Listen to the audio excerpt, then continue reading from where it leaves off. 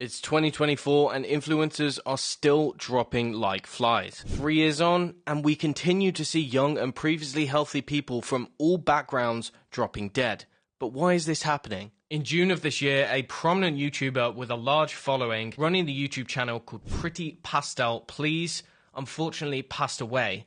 Now, she was only 30 years old, and the diagnosis was lymphocytic myocarditis. This is a condition of the heart. Now, whilst this used to be uncommon, this year has seen a long list of influencers who have seemingly died suddenly and unexpectedly for no apparent reason. It comes off the back of another prominent influencer named Farah El-Qadi. She was an architect.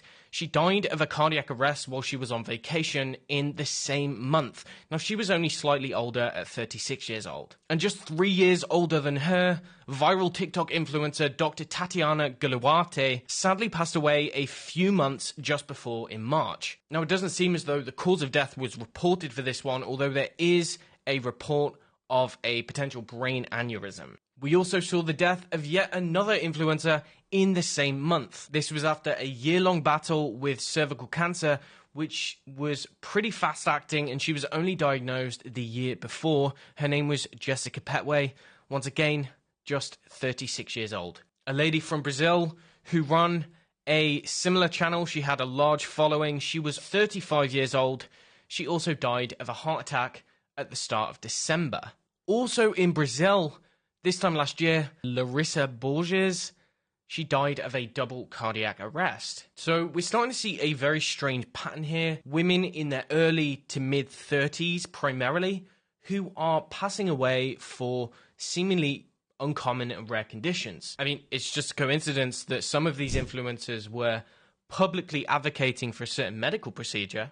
And it's clear now that news outlets are forced to report on this. They simply cannot deny it. So here we have women's heart attacks rising, particularly among those 30 to 50 years old. So this is definitely a thing, guys. The same goes for turbo cancers. In fact, if we look at this graph here, we can see cancer rates have risen exponentially since 2021. Of course, the cause is a complete mystery. And actually, on this topic, in a tragic twist of fate, we have a Fox News reporter who was recently diagnosed with a turbo cancer himself. And the crazy thing is, his wife was also diagnosed with cancer not long before.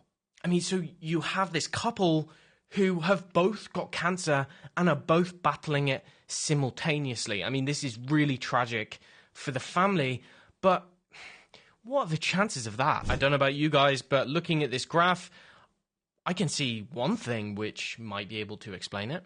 But it's not just turbo cancers, is it? It's also conditions of the heart, which are apparently also spiking. So, according to this article, scientists are puzzled because of a spike in heart disease deaths since the pandemic. They're puzzled. Apparently there's no identifiable cause. Not too long ago, a study showed an alarming rise in heart failure deaths, especially among younger adults. And we're talking about adults who are under the age of 40, which is really bizarre. The BHF report early heart disease deaths rise to 14-year high. So the number of people dying before the age of 75 in England from heart and circulatory diseases has risen to the highest level in over a decade. And as expected, the life expectancy across the US has started to see a shocking decline.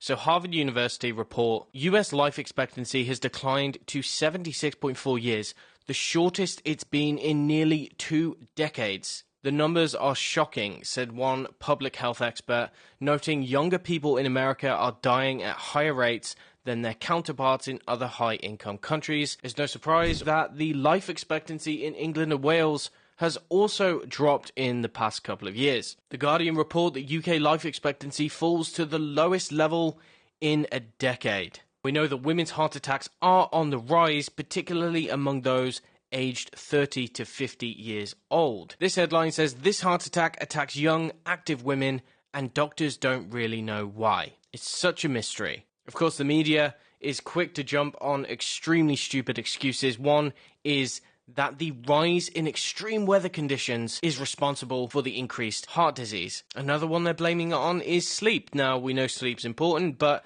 they're saying that sleep can increase women's risk of heart disease by 75%.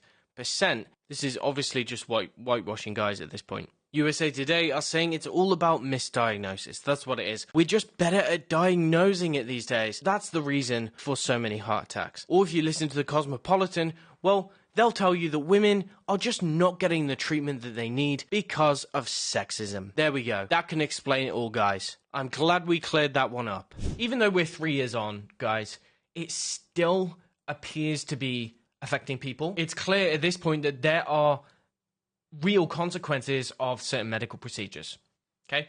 And it might not get you after a year or 2 years, but what we're seeing is we're 3 years on now, and many people are essentially keeling over. And I suspect that we might see this for the foreseeable future. We might continue to see this as things go on. And so it's frankly, it's disturbing, it's concerning, it is scary. But if you have subjected yourself to this in the past, then you really need to be taking the right precautions. You need to be doing all that you possibly can to protect the heart and protect the circulatory system to hopefully mitigate any negative effects that you might be getting. And whether it's possible or not, I don't know, but I've got several videos on this. There's not much more to say about this. Ultimately, this is a very disturbing topic, but it's happening, so I'm going to continue reporting on it. Thanks, and see you next time.